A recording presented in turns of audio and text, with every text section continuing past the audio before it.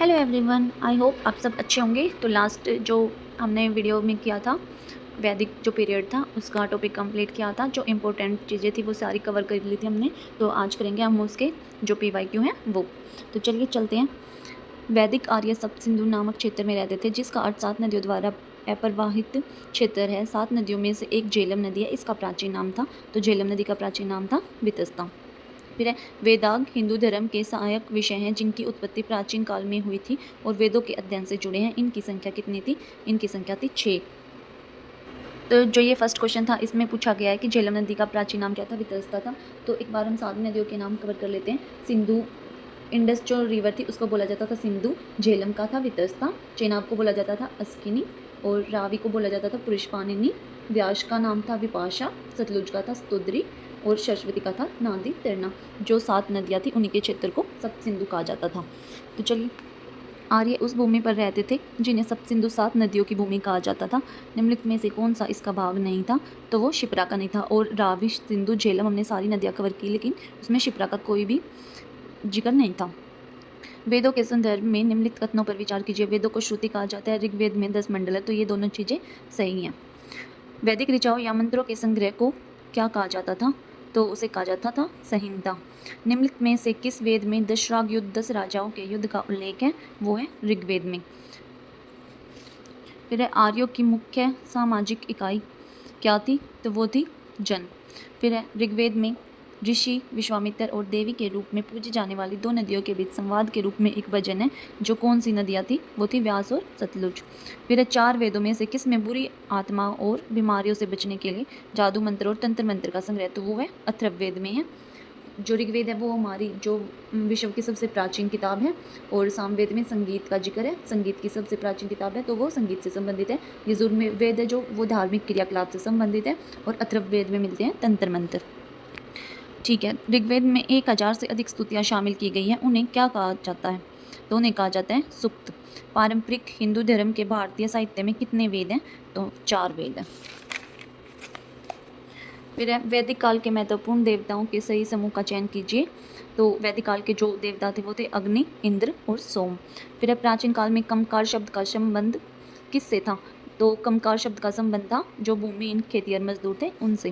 प्राचीन भारत में निम्नलिखित में से किस यज्ञ में घोड़े को स्वतंत्र रूप से घूमने के लिए छोड़ दिया जाता था और राजा के सिपाहियों द्वारा उसकी रक्षा की जाती थी? वो था अश्वमेध युद्ध। तो ऐसे याद रख लेना आप, घोड़े को अश्व भी कहा जाता है ना, तो अश्वमेध यज्ञ में। निम्नलिखित में से कौन सी नदी सप्त सिंधु का भाग नहीं थी? जो कि वह क्षेत्र है जहाँ प्रारंभिक वैदिक आर्य रहते थे। तो भागीरथी नहीं थी, वितस्ता, अस्किनी और पुरुषनी थी।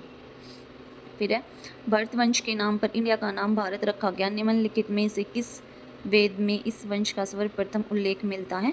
तो वो मिलता है हमें ऋग्वेद में।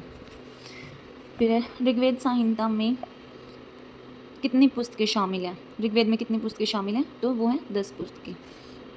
कुल 10 मंडल हैं जो हमने बताया था। 2 से लेकर 7 तक तो था वंश मंडल या प्राचीन मंडल, और 1 और जो 9 थे वो आते हैं नए मंडल। फिर है निम्नलिखित में से कौन से ऋग्वेद के वर्णित 3 महत्वपूर्ण देवताओं में से एक नहीं थे? तो इंद्र, सोम और अग्नि थे, प्रजापति नहीं थे। फिर है प्रारंभिक वैदिक समाज में परिवार के मुखिया को किस नाम से जाना जाता था? तो परिवार के मुखिया को कुलिप कहा जाता था। निम्नलिखित में से किस देवता को ऋग्वेद में किलों को तोड़ने वाले के रूप में जाना जाता था? तो वो हमने पढ़ा था इंद्र। इंद्र को पुरिंदर भी कहा जाता था, जिसका अर्थ है किलों को तोड़ने वाला। फिर है जैमिनी और कौशिकी नर्तकों का उल्लेख निम्नलिखित में से किस में मिलता है? वो मिलता है हमें ब्राह्मणों में। फिर है आर्यों का सबसे प्रिय देवता निम्नलिखित में से कौन सा था? तो वो था इंद्र। वर्ण व्यवस्था को सही ठहराने के लिए प्राचीन भारत के ब्राह्मणों द्वारा ऋग्वेद के किस सूक्त का प्रयोग किया जाता था? तो वो किया जाता था घोष सूक्त का प्रयोग। वैदिक जीवन की आश्रम प्रणाली के अनुसार निम्नलिखित में से जीवन का तीसरा चरण कौन सा होता था? वो होता था वानरप्रस्थ। फिर वैदिक काल में प्रचलित वर्ण व्यवस्था के अनुसार निम्नलिखित में से कौन सा एक वर्ण नहीं था? स्मृति नहीं था। वैश्य था, क्षत्रिय थे, ब्राह्मण था, लेकिन स्मृति नहीं था। फिर वैदिक काल में शिक्षा का आरंभ निम्नलिखित में से किसके साथ होता था? तो वो होता था उपनयन के साथ। किस ऋग्वैदिक देवता को ईश्वर और मनुष्य के बीच मध्यस्थ माना जाता था? तो अग्नि को माना जाता था। वैदिक काल में तक्षण शब्द का प्रयोग किसके लिए किया जाता था? तो तक्षण शब्द का प्रयोग किया जाता था बढ़ई के लिए। निम्नलिखित में से कौन ऋग्वैदिक जनजाति के 3 वर्गों का हिस्सा नहीं था? तो शिल्पी नहीं था। ऋग्वेद काल में सेनानी निम्नलिखित में से कौन कहलाता था? सेनानी कौन कहलाता था? जो युद्ध नायक होता था वो कहलाता था। फिर है, किस काल के दौरान राजाओं के पास राजधानी महल या नियमित सेना नहीं थी, न कि वे कर एकतर करते थे और न ही कर एकतर करते थे? तो ऋग्वैदिक काल में नहीं थी। फिर है, गो शब्द जिसका अर्थ गाय है, ये बहुत सारे शब्द व्युत्पन्न हुए हैं। वैदिक काल में एक धनी व्यक्ति को क्या कहा जाता था? गोमत कहा जाता था। फिर है, ऋग्वेद किस भाषा का सबसे पहला नमूना था? वो था इंडो यूरोपीय भाषा का। ऋग्वेद इंडो यूरोपीय भाषा से लिया गया है। फिर आर्य संस्कृति के विभिन्न स्रोतों में डैश प्रमुख है, क्या है? अनुष्ठान ग्रंथ है। किस प्राचीन ग्रंथ के श्लोकों को संगीतबद्ध किया गया है? संगीत से रिलेटेड था सामवेद। सामवेद को भारतीय डैश के प्राथमिक स्रोतों में से एक माना जाता था संगीत और कला में। कौन सा वेद धार्मिक अनुष्ठानों से संबंध रखता था? धार्मिक अनुष्ठानों से संबंधित था यजुर्वेद। वेदांगों के संदर्भ में छंद, व्याकरण, शिक्षा, क्लब शब्दों में से कौन सा शब्द अनुष्ठान को दर्शाता है? तो क्लब दर्शाता है। फिर एक तीन वेदों को संयुक्त रूप से वेद त्रय कहा जाता था, ऋग्वेद, सामवेद और यजुर्वेद को। किसको वेदांत कहा जाता था? उपनिवेश को। फिर है, ऋग्वेद काल में आर्यनी किसकी देवी होती थी? वो होती थी वन की देवी। राज्याभिषेक समारोह का विवरण निम्नलिखित में से किस में किया गया है? ऐत्रेय ब्राह्मण में। और वेद, उपनिवेश और पुराण और जो धर्मसूत्र है वो किस भाषा से लिए गए हैं?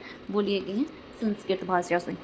तो आज की इस वीडियो में हमने अपनी कर लिया है टॉपिक कंप्लीट। जो भी PYQ थे हमारे, जो वैदिक पीरियड था उसके जितने भी PYQ थे वो हमने कंप्लीट कर लिए हैं। अब अगर आपको वीडियो पसंद आए तो प्लीज़ लाइक, शेयर और सब्सक्राइब करना।